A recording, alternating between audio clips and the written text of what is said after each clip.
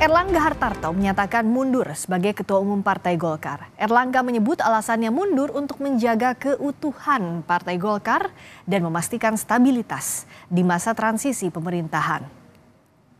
Maka dengan mengucapkan Bismillahirrohmanirrohim, serta atas petunjuk Tuhan Yang Maha Besar, maka dengan ini saya menyatakan pengunduran diri sebagai Ketua Umum DPP Partai Golkar.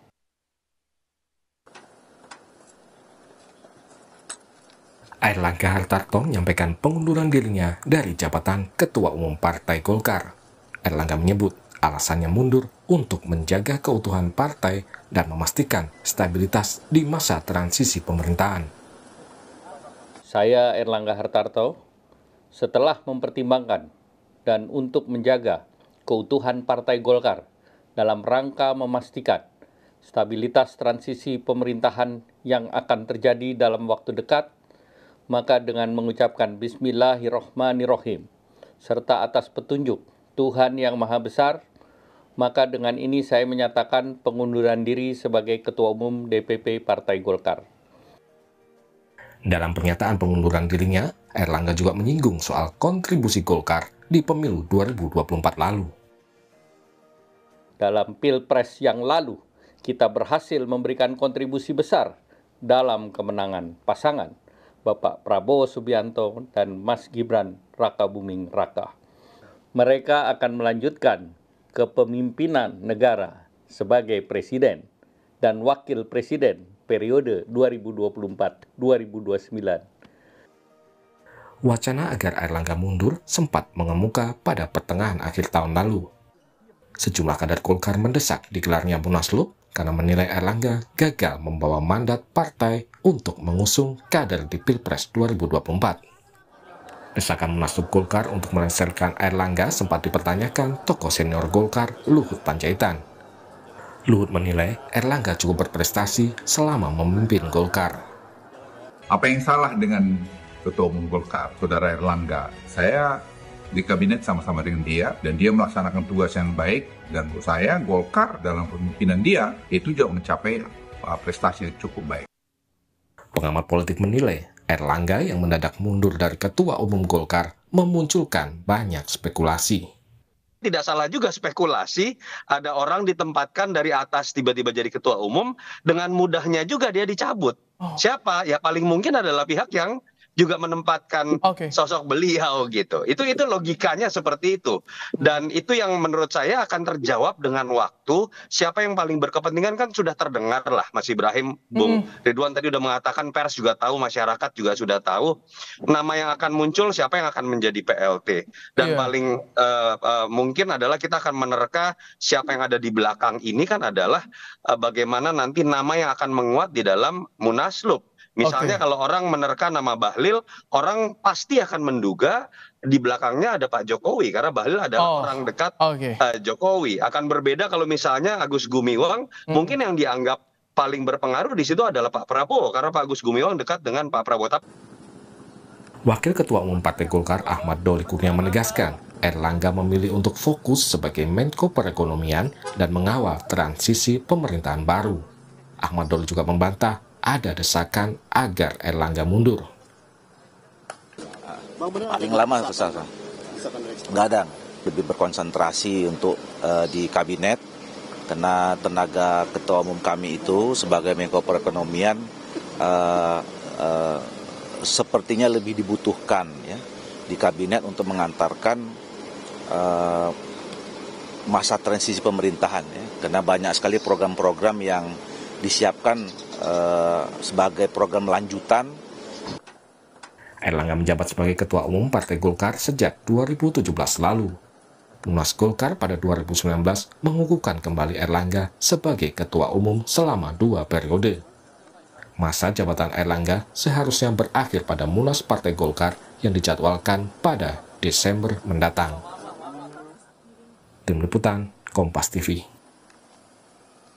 Saya akan buka dulu, nanti penjelasan lanjutan akan disampaikan oleh Pak Waketum dan mungkin Pak Acil akan menambahkan juga. Teman-teman sekalian, sehubungan dengan keputusan Ketua Umum DPP Partai Golkar, Bapak Erlangga Hartarto, untuk mundur yang telah disampaikan beliau pada Sabtu 10 Agustus 2024 tadi pagi hari ini. Maka berikut respon DPP mencermati perkembangan politik di tubuh Partai Golkar saat ini. Yang pertama, DPP menghargai keputusan Ketum Erlangga Hartarto untuk mundur dari kursi Ketua Umum Partai Golkar sebagai hak pribadi beliau. Keputusan beliau dibuat secara pribadi tanpa paksaan. DPP mengucapkan terima kasih dan apresiasi kepada Ketua Umum Golkar Bapak Erlangga Hartarto. Kenaikan suara Pileg Pilpres Partai Golkar 2024 yang memenangkan Partai Golkar sebagai partai dengan urutan kedua terbesar suara, serta kemenangan pasangan Presiden terpilih Prabowo dan juga Wakil Presiden terpilih Mas Gibran. Ini merupakan kerja seluruh stakeholder Partai Golkar dari pusat hingga daerah di bawah kepemimpinan Pak AHA sebagai Ketua Umum Partai Golkar. Saat ini secara de facto Pak Erlangga masih Ketua Umum, meskipun secara de jure memang sudah ada surat untuk pengunduran diri beliau. Terkait hal tersebut nanti akan dijelaskan oleh Wakil Ketua Umum bidang hukum bagaimana status dari Partai Golkar, kepemimpinan di Partai Golkar setelah menerima surat dari Ketua Umum Bapak Erlangga Hartarto. Sesuai pesan Ketua Umum AHA dalam penyampaian nyata di pagi, DPP akan menyiapkan secara segera, secara tertib, secara damai, serta menjaga marwah Partai Golkar sebagai partai besar yang matang, maka DPP akan melakukan pleno, dan lebih lanjut tentang rencana pleno akan disampaikan oleh Ketua DPP Bapak Aceh Hasan Sazili. Kami menghimbau agar kader Partai Golkar se-Indonesia untuk tetap tenang serta menjaga kekompakan terutama menghadapi Pilkada 2024. Selanjutnya terkait konsekuensi hukum dari surat yang sudah disampaikan Pak Erlangga Hartarto, kami persilahkan Wakil Ketua Umum Bidang Hukum yang terhormat Bapak Dr. Adis Kadir. Baik, terima kasih Bu Mutia. Terima kasih kawan-kawan sekalian dan kawan-kawan kami hadir ada Pak Doli Wakil Ketua Umum, Bu Mutia, Pak Aceh dan Iswara salah satu ketua. Kami mohon maaf menunggu dari siang karena memang kepentingan-kepentingan partai juga yang harus kami selesaikan. Nah, seperti disampaikan tadi oleh Bu Mutia, jadi memang benar faktanya Pak Erlangga telah memberikan surat pengunduran diri kepada DPP Partai Golkar, tetapi dalam prosesnya pengunduran diri ini harus dilaporkan kepada DPP karena kan yang ditujukan kepada DPP Partai Golkar.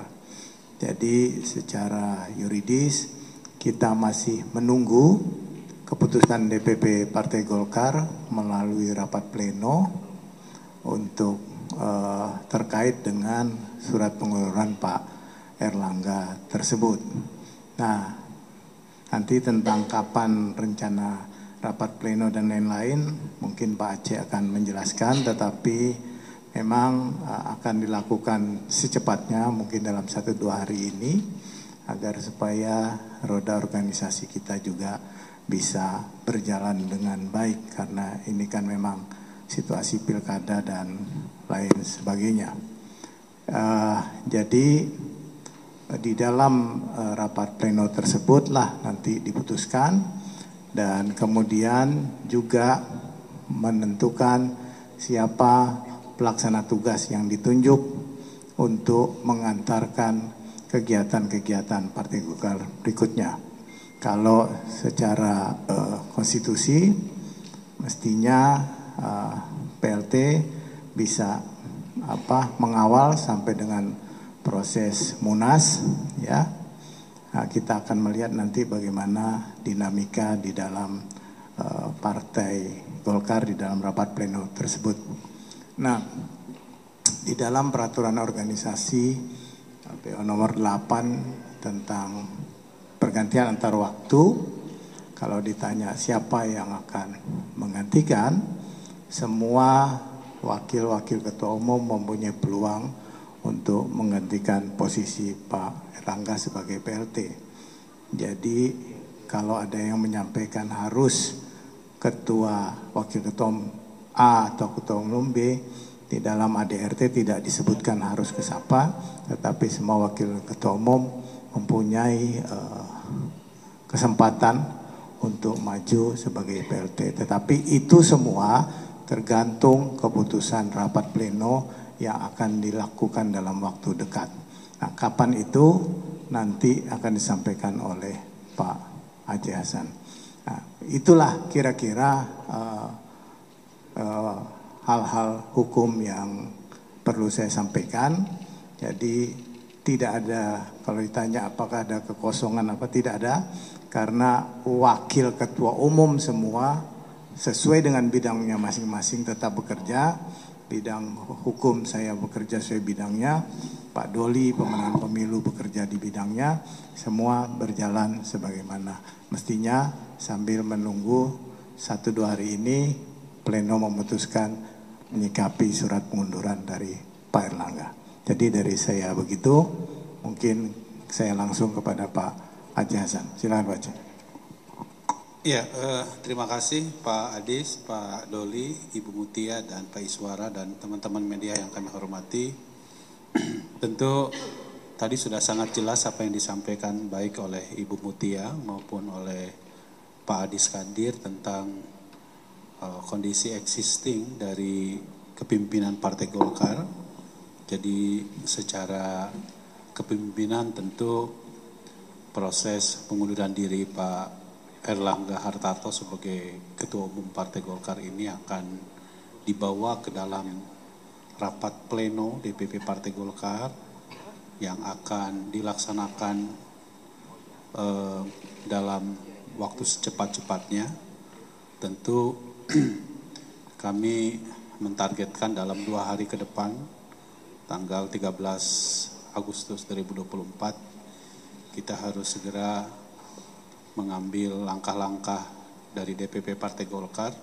Dan tadi disebutkan oleh Pak Adis bahwa di forum pleno tersebut nanti akan ditentukan siapa PLT Ketua Umum yang akan menjalankan tugas-tugas Ketua Umum hingga menghantarkannya kepada Munas tahun 2024. Bagi kami tentu proses untuk segera melaksanakan Munas pun itu didasarkan pada kebutuhan organisasi, karena kita semua tahu bahwa di depan mata kita akan segera dilaksanakan pemilihan kepala daerah yang membutuhkan kepemimpinan yang definitif. Karena itu bagi kami tentu Partai Golkar merupakan partai yang sudah sangat berpengalaman di dalam menghadapi berbagai kondisi, dan tentu ada aturan-aturan organisasi sesuai dengan ADRT yang tetap akan kita lalui bersama-sama di dalam melakukan atau mengambil langkah-langkah organisasi tersebut.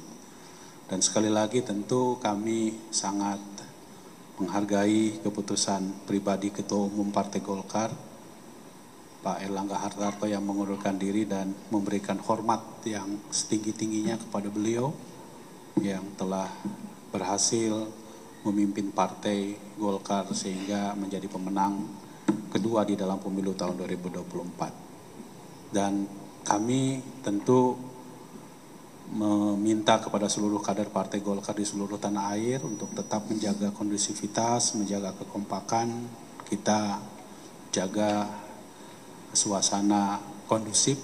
Partai Golkar tetap menjaga soliditas, solidaritas untuk berkontribusi menjalankan agenda-agenda politik kita. Saya kira itu.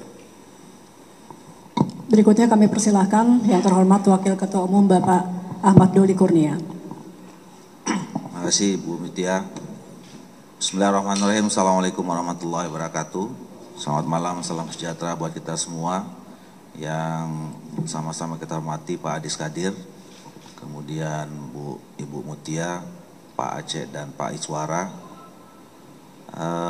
Saya ingin memperjelas saja bahwa tadi pagi dan memang saya ikut mendampingi Pak Erlangga Hartarto menyampaikan pengunduran diri. Buat Partai Golkar, pengunduran diri institusi ketua umum itu bukan sesuatu yang insya Allah akan mengganggu perjalanan roda organisasi Partai Golkar, karena insya Allah partai ini sudah punya pengalaman, sudah bisa berjalan sesuai dengan mekanisme yang selama ini menjadi rujukan. Nah, dalam anggaran dasar anggaran rumah tangga, saudara sekalian, bahwa Munas luar biasa itu bisa terselenggara apabila ketua umum itu mengalami 3 hal. Yang pertama adalah apabila seorang ketua umum itu berhalangan tetap. Kemudian yang kedua, terkena masalah hukum. Dan yang ketiga, apabila ketua umum itu mengundurkan diri. Jadi sebenarnya dengan pengunduran diri Bapak Erlangga Hartarto sebagai ketua umum, tentu itu sudah menjadi syarat untuk mencari ketua umum yang baru melalui forum musyawarah nasional luar biasa. Tetapi untuk menuju ke sana juga ada proses dan tahapan yang diatur juga dalam mekanisme organisasi. Nah, tadi saya mau menegaskan bahwa secara de jure Bapak Erlangga Hartarto masih melekat jabatannya sebagai ketua umum. Karena pengunduran diri itu akan dilegitimasi oleh sebuah institusi yang namanya rapat pleno, yang insya Allah mungkin dalam waktu dekat, mudah-mudahan makin cepat makin bagus. Kami rencananya paling lambat Selasa mungkin insya Allah akan melaksanakan rapat pleno untuk menerima dan melegitimasi surat pengunduran Pak Erlangga Hartarto sebagai ketua umum.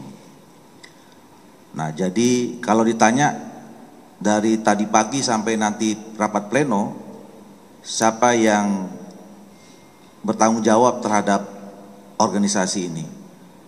Kita juga sudah membagi tugas, ya, bahwa kepemimpinan di Partai Golkar ini sifatnya kolektif kolegial. Kalau ketua umum itu berhalangan, tugas-tugasnya sudah diambil alih oleh wakil ketua umum berdasarkan bidangnya masing-masing. Jadi secara de facto sekarang DPP Partai Golkar itu diurusi oleh para wakil ketua umum berdasarkan dengan bidangnya masing-masing.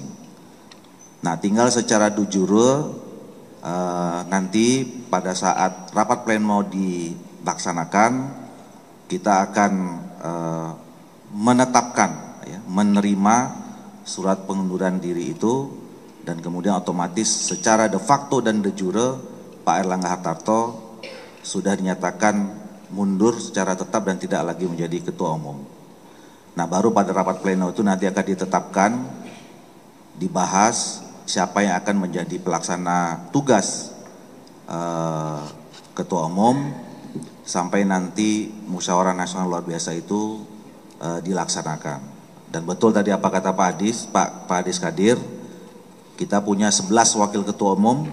Nah, tentu wakil ketua umum ini yang nanti akan dimusyawarahkan, ya, di dalam rapat pleno untuk ditetapkan menjadi pelaksana tugas ketua umum DPP Partai Golkar.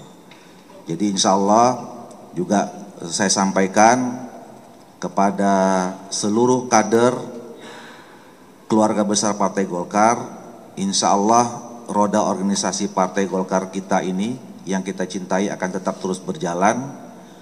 Proses menghadapi pilkada, terutama ini buat bapak-bapak dan ibu-ibu yang selama ini berinteraksi dengan Partai Golkar dalam proses pencalonan, apakah itu kader Partai Golkar atau kader partai yang lain, insya Allah tidak terganggu. Bapak-bapak dan ibu-ibu tetap akan bisa didukung dan dicalonkan oleh Partai Golkar. Apapun yang terjadi saat ini dalam tubuh Partai Golkar. Jadi insya Allah Partai Golkar tetap siap menghadapi Pilkada 2024. Saya kira itu saja yang bisa saya sampaikan. Makasih. Selamat malam, selamat sejahtera semua. Bila taufiq hidayah, assalamualaikum warahmatullahi wabarakatuh. Terima kasih teman-teman. Kami rasa berikan waktu kami terus untuk konsolidasi. Jadi kami mohon maaf tidak menerima pertanyaan. Terima kasih. Bila taufiq wal hidayah. Assalamualaikum warahmatullahi wabarakatuh.